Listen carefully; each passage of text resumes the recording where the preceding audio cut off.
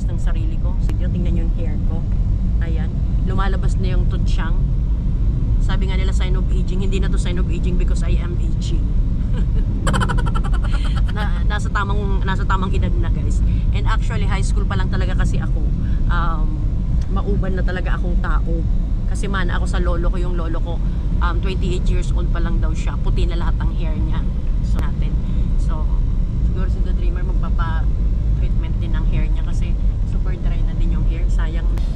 So let's go, biyahe na tayo guys habang hindi pa masyado mainit kasi pag super init na ang sakit sa julo. Rason kung bakit kami mga ngongo, ubo ng ubo. So siguro hindi lang naman kami ang ganito, sabi nga ni Sis Matet. And shoutout kay Sis Matet, sabi niya 1 week din siyang ngongo. Ubo content. Yan, once again shoutout sa lahat, hindi ko na kayo may isa-isa. Love you all and God bless everyone. Yan, stay tuned, enjoy the movie. Enjoy the rest of the film for today's video. I love you everyone.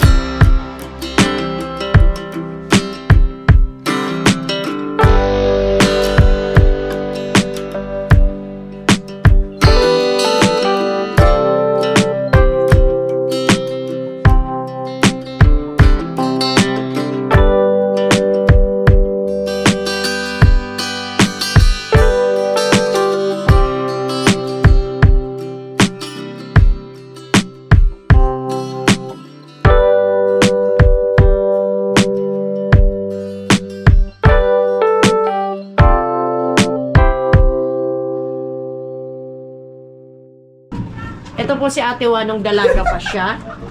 Ayan po talaga siya. Ayan. Ako pang magbukalapay ko yung pagkapon. Ayan, shout out kay Rika. Hindi na kita naisama kasi hintay natin si Kuya Noli para magpaalam tayo. Maggaganito din tayo. Yes. Kahit ikaw Kuya Noli, pwede ka magganito. Yan, shout out sa Team Pahuway. Pwede kayo guys magganito. Kailangan na talaga kasi tingnan nyo naman, oh. Kitang-kita ng evidence. Super white. Papahabain ko na nga lang sana lahat ng white, eh. Kaya lang, nakakahiya na sa inyo.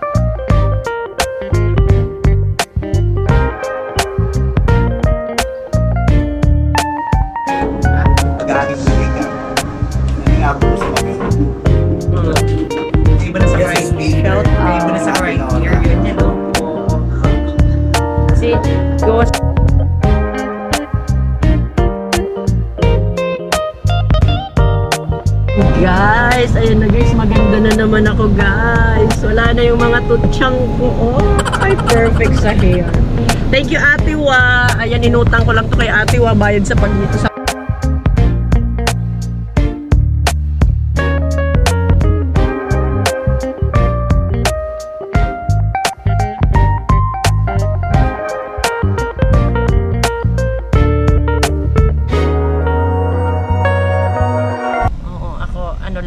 hair dye lang talaga siya, tapos konting treatment din. And may take home kaming kasi hindi kami pwede maligo for 2 days or 3, basta hindi kami pwede maligo ng 2 days from now.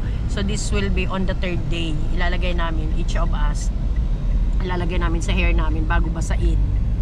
So tago natin kasi doon nakasalalay ang hair, or else masisira guys pag binasa agad. O, ang mura lang nito guys, pero lang to, friendly price lang naman to sa amin. Sabi ko sa kanya, sa pagsahod na lang sa YT. So, sa mga gusto guys magpaayos ng hair kay Ate Wa, yung mga malapit lang dito sa amin, just PM me or kontakin nyo si January Jane Bagasala, ayan, or January Salon, para maging maganda rin kayo paminsan-minsan katulad ko. Feeling ko pag maganda ang hair ko, maganda na din ako, di ba? Pero talo tayo sa hair nito, kapal ng hair, oh. Sana all. Ayun guys, oh, chicks na chicks. Dapat si Rika pagupit siya ng ganito lang dapat yung mga, okay, yan, yung mga ganyan lang na ko haba para maiba naman. Suggestion ko lang. Ako dati kasi ang haba din ng buko sobra. Nagpas balakang, kaya lang as nag-grow older tayo, numinipis ang buhok. Ayan, oh. So, minsan i-treat din natin yung sarili natin. Kasi paano tayo magiging confident kung hindi tayo pretty, di ba? Dapat pretty tayo para confident tayo humarap sa ibang tao. Hindi lang outside but inside, di ba? Lalo na mga nanay diyan, kahit nanay na tayo, kinakailangan pa rin nating alagaan ang ating mga sarili, i-treat.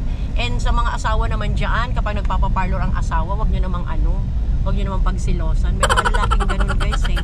May mga lalaking pag nag-aayos ang mga babae, pinapagalitan kasi bakit daw nag-aayos, kanino pa sila nagpapaganda. Unang-una guys, nagpapaganda ang isang babae, hindi para sa ibang tao, kundi para sa sarili nila. Para maayusan din nila yung mga kasama nila sa bahay. Kasi kung ano daw ang itsura mo, yun din ang mailalabas mo. It reflects. Salamat Ate Wa. Thank you so much sa you for keep loving me and keep making me beautiful. Siya din guys yung siya yung handler ko, siya yung makeup artist ko during nung first Mrs. Pageant ko way back 2019. Yung naging Mrs. Bato Kalipi Mountain, ayan. Nag-Mrs. Mrs. Bato ako dati. Nung sunod na pageant ko, si Leslie naman ang naging handler ko. Kasi pinagbibigyan natin yung bawat isa. And susunod daw pag may pageant naman ako, isa ko naman pinsan si Joanel. Shoutout sa iyo, insan. Let's see kung saan ang sunod na Mrs. Pageant. So pauwi na kami guys. We're done for today. And ito na, dito na kami dadaan. Kasi malapit-lapit.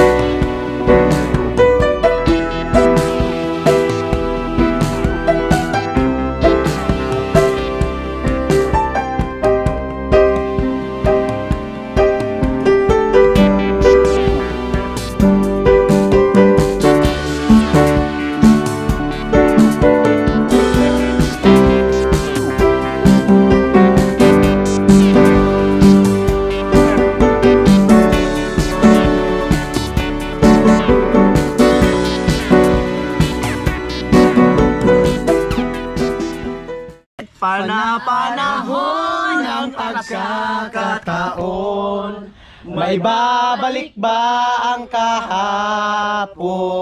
Panahon, bakit kailangan lumisan? Bang lumipas. So syempre habang nasa biyahe tayo, magpapaganda ako. Sa mga tumatawag sa akin ng Heart Evangelista, salamat, Char. Sa Heart Evangelista ng matanda. Sa bagay, ilang taon na ba si Heart? Matanda lang naman ako ng konti kay Heart. Mga 47 minutes. Ayan, di ba?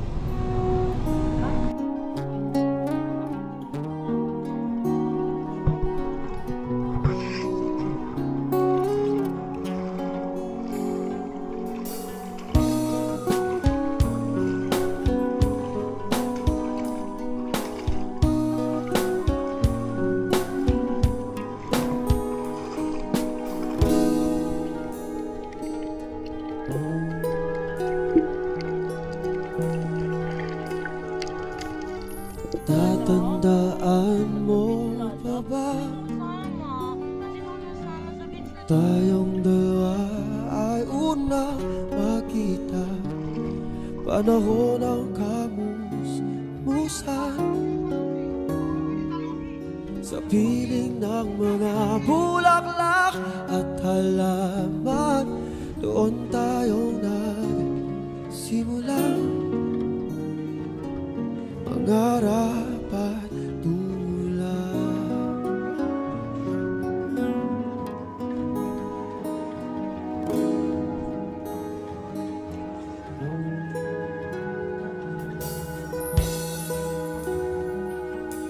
Tatandaan mo pa ba?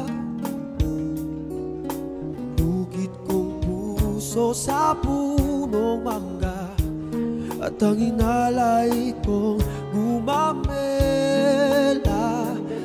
magkahawak kamay sa dalampasigan, malayang tulad ng mga ibon, ang gunita ng ating kahapon. Lumilipas ang panahon, kabiyak ng ating gunita, ang mga puno't halaman. Bakit kailangang lumisan? Panapanahon ang pagkakataon, may babalik ba ang kahapon?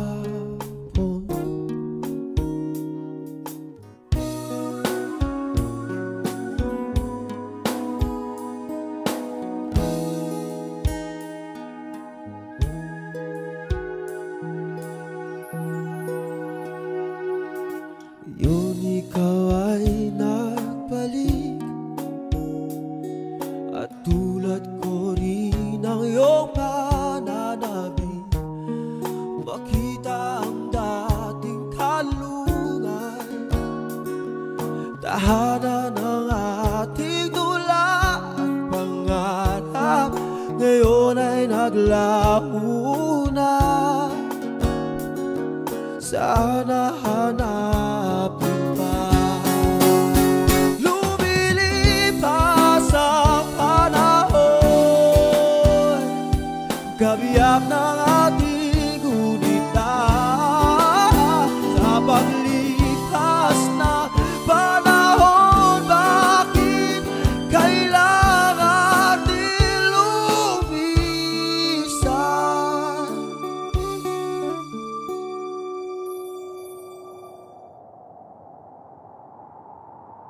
Panapanahon ang pagkakataon, may babalik ba